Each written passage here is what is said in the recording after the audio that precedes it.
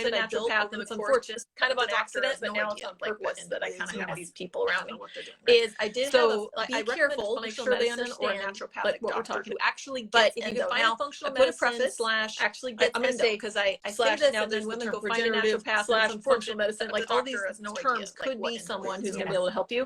They can help you run tests that look at the things make sure they understand your inflammation, what we're talking about, like your hormones. If you can find a functional medicine, your thyroid function. I'm going to say slash now there's the term regenerative, like your immune functional medicine, like all these and if you could be someone who's going to be able to help you. They can help you run tests that look at the things I'm talking about, like your inflammation drivers with one of those doctors was worth every penny. Spending the money on some of that testing was totally worth it, and cheaper than most hysterectomies. And like really, if you have 3 active infections, it's not just right stuff like that. So look at those it's a good comparison. It really is. Inflammation drivers with one of those doctors was worth every penny. Spending the money on some of that testing was totally worth it, and cheaper than most hysterectomies. Like really, down. So that every woman can have access to these tests on a regular basis. Like these should be the they're not that expensive. And like technology is driving these costs how's your down. inflammation? It's like don't do a pap smear every time. Like look at my inflammation. Look at my immune system. Look at costs like down. So let's that look at every woman can have access make sure you have to someone like that on a regular basis. Like these should be the well-woman testing that people like you and I help give information. It's like don't do a pap smear every time. So look at make sure you find someone who can help you with the testing. Then make sure you find someone who let's look at that matter. Can help you, like some of the things I did that were helpful were some gut analysis, kind of troubleshoot some of this and testing that people like you and I can help give information, but we don't really do strong links between endo. Make sure you find someone who can help you with the testing. Then make sure you find someone who fancy word for imbalanced gut can help you. Like some of the things I did that were helpful were some gut analysis prior to this, and looking at your diversity in your gut. So really strong links between endo, leaky gut, and dysbiosis, which is basically a fancy word for imbalanced gut flora. So those people were really helpful, and the gut test was really helpful. And to this day, that's actually one of those things I do pretty regularly. I check up on my gut diversity to make sure that I'm getting the right bacteria, and that the good guys are living and the bad guys are in check, right? And they're not out of balance. So those people were really helpful, and the gut test was really helpful. And to this day, that's actually one of those things I do pretty regularly. Is I check up on my gut. If you are working with a doctor to make sure that I'm eating the right bacteria, and that the good guys are living and the bad guys are in check, right? And they're not. Flora live in your gut, but also what pathogens exist and possible threats. That has to be done with a doctor, though. So like, here's two ways. If you are working with a doctor, I really like the GI options. It's like $50. You can do it without spending all the fees on a naturopath or a functional medicine doc, and they give you the results directly, tell you what foods you need to avoid for a time. And that has better repopulate your gut flora. So the Dr. Biome is a pretty good option. It's like $150. You can do it without spending all the fees on a naturopath or a functional medicine doc, and they give you the results directly, tell you what foods you need to avoid for a time, because they're really different for every woman, because our immune system is all different. Like my immune system says, chocolate is dangerous at times. And someone else's, it's like me early on, because it taught me what foods, so troubleshooted me through the problem of what foods to eat and what to avoid, because they're really different for every woman, because our immune system is all different. Like all that, my immune system says, you need to avoid chocolate is dangerous at times. And you go, okay, someone else's is like bell peppers for 4 weeks. Chocolate is my superfood. And they're doing that through all of that. So sequencing technology Biome was really helpful to kind of get rid of all that misinformation made up about Endo and looking and it cuts through all that and just tells you need to avoid bell peppers for 4 weeks. And you go, okay, cool, avoid bell peppers for 4 weeks, And they're doing that through sequencing technology on your microbiome. So it's, since it first came out, it's not like made up woo-woo. It's like they're looking at I always watch the founder of that company, because he's doing crazy cool new things all the time with AI. So I'm like watching, to learn what he's even working on. It has mitochondrial testing now to see if you can kind of test for that. Anyway, things that will all help women founder of that company, because he's doing crazy cool new things all the time with AI. So and then I'm like watching, to learn what he's even working on some mitochondrial testing now to see if you can kind of test for that. Anyway, things that will all help women with Endo. Removing gluten was really a big issue for me because of the way my immune system and my gut process. I did need to completely eliminate it. Obviously, we'll kind of harp on sugar. I don't know that So I don't think we should demonize sugar, but yes, if you're eating like Kit Kats and like processed sugars every day, yes, gluten was really a big issue for me because of the way my immune system and my gut process. I did need to having healthy carbs in your diet as a cycling woman is like imperative. So that's a whole nother talk too. But like I don't think we should demonize sugar, but yes, if you're eating like Kit Kats and like processed sugars, not processed, that's a problem for your gut type of foods. Corn syrup is terrible for you, but stuff like that. So removing all those things and then like imperative. So the big deal is removing too, but harsh, or that you're getting healthy carbs, but make sure they're so that was a big deal. I thought that was just not with processed, type of foods. Corn syrup's terrible for you. One period, stuff like that. So removing all of those things, and then testing I did for me, the big deal is removing harsh, inflammatory hydrogenated, and all the oils from my house. I just got rid of all of them in one day, and that period was the easiest period I've ever had in my life. So I was like, period, and I could feel a difference on that. So of all the like testing I did, I remember back in the day, I was like, whoa, I took out vegetable, hydrogenated, and all the oils from my house. I just got rid of all of them in one day.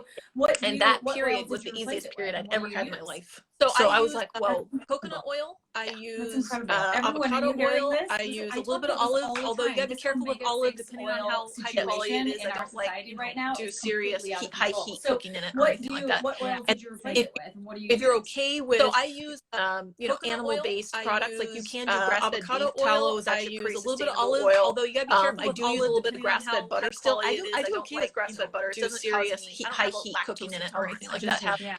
Yeah, so if you're okay with animal product, animal-based products, like you can do grass-fed beef tallow, very sensitive inflammatory oil.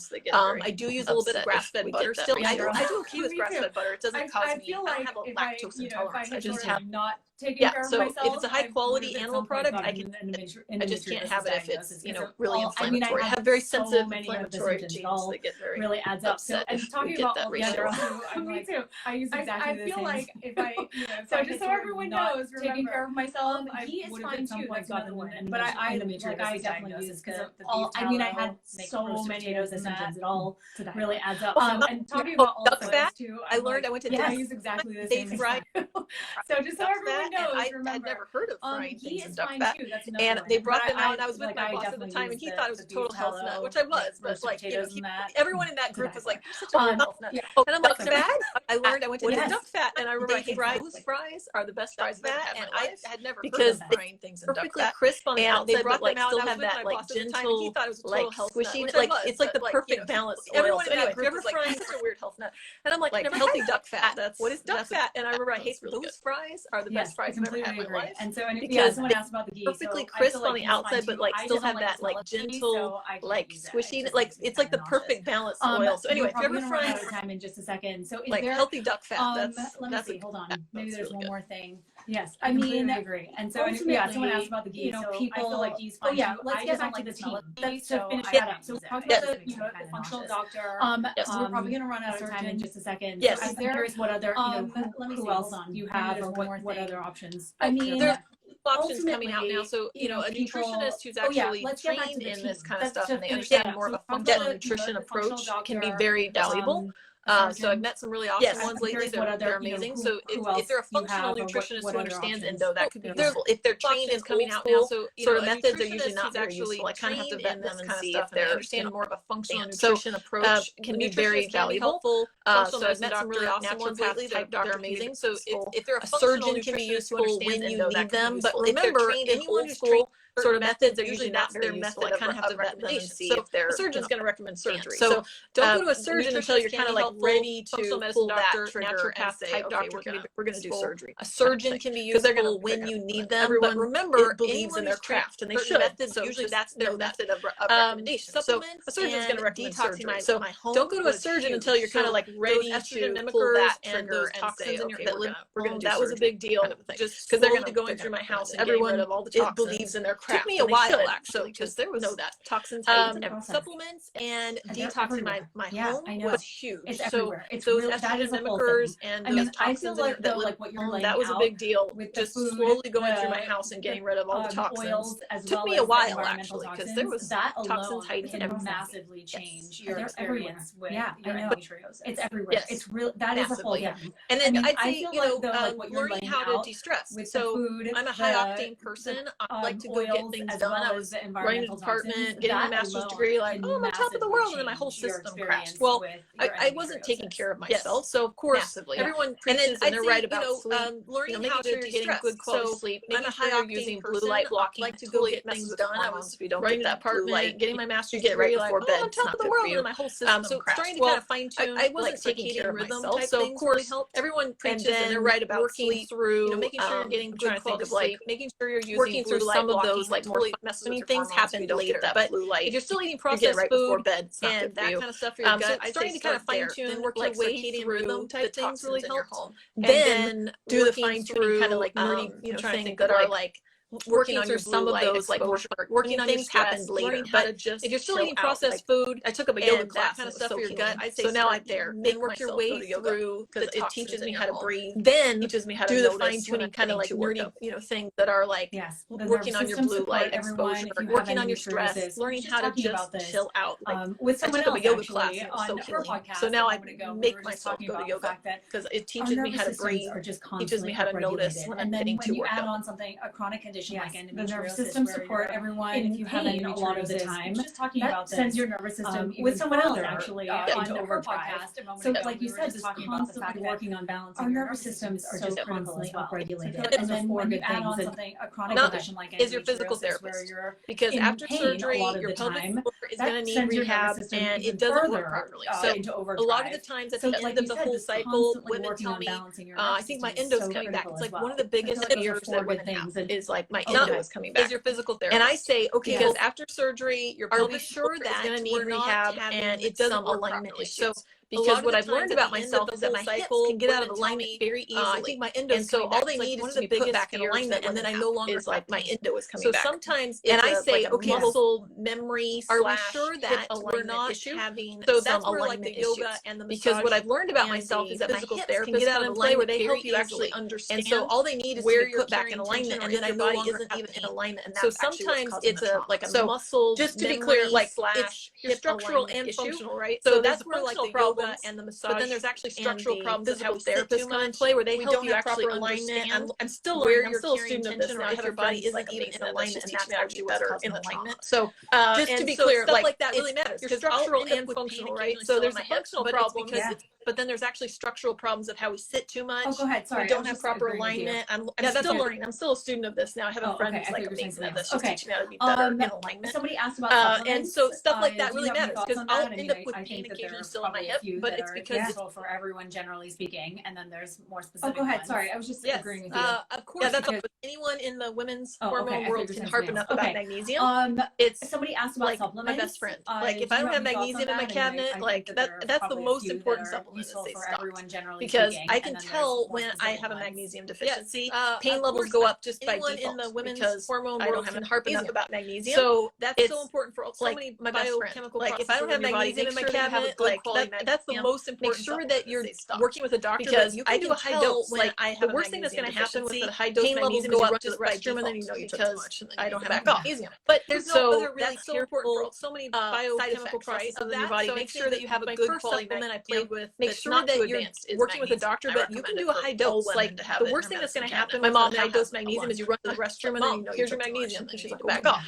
But there's no other really terrible. Yes, someone just said turmeric side effects, right? Of that. So I'd say that my first supplement I played with, it is great for period pain. I use it still before my period. I kind of ramp up to make sure I have enough. My mom now has stuff in my diet. It's like, Mom, turmeric is one of them. Okay, so that's also a really great supplement. That's very natural anti-inflammatory that doesn't cause liver or other like. Because we're already having, I use it still before my period. I kind of ramp up and I make sure we don't need prescription medications that make those things worse. So turmeric's a natural. So that's also a really great supplement that's very natural anti-inflammatory. So that was my other favorite one. Liver or other like because we're already having and I can get really nerdy about like the mitochondrial stuff. We don't need prescription medications that make those things worse. Zinc is really good. Turmeric's a natural way of zinc is really important. Vitamin D, weird unintended side effects. I tend to have so that was my other favorite one when I was even here in California.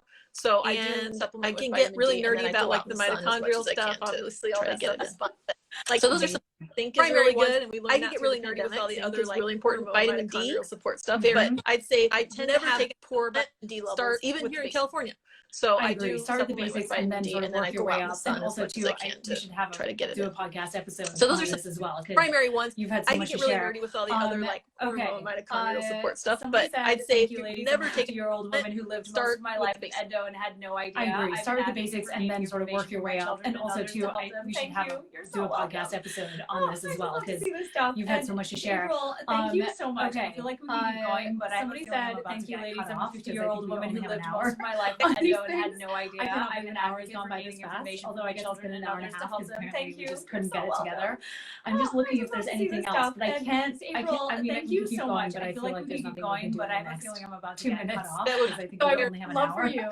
And to share, I cannot believe an hour has gone by this fast. Although I guess it's been an hour and a half because apparently so enlightening, and everyone's like giving us all the I'm just looking if there's anything else, but I can't. I mean, we can keep going, but I feel like there's nothing. So what I did first is I started a support group that was during the pandemic, especially because, like I said, my heart went out to women with Endo, and I was like, I gotta help them. There's not a lot of help out there during this time. And everyone's so you can find that group. It's over at Facebook. It's Facebook/group/Beyond Endo. And if you have Endo or someone you love has Endo, or you're just learning more about your body, feel free to join us over there. It's really positive. I gotta help them because there's not a lot of help out there. I do now have a website, so it doesn't have really as much information yet on it. I'm working my Facebook/group/Beyond Endo, and if you have Endo or someone you love has Endo, or you're just learning more about your body, feel free to join us over there. So I do have some awesome community on Endo.com.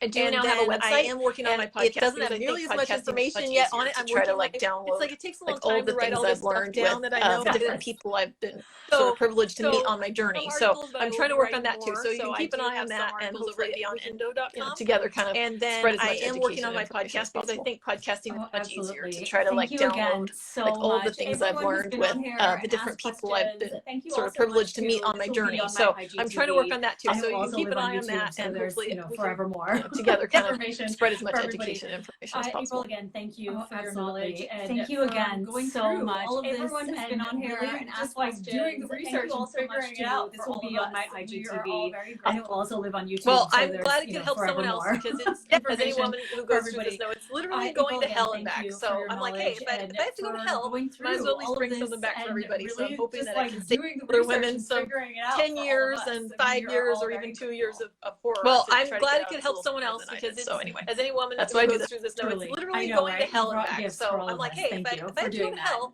might as well at least bring something back for everybody. So I'm hoping that I can save other women some 10 years and 5 years or even 2 years of horror to try to get out of the soul sooner than I did. So anyway, bye for now. That's why I do that. Truly.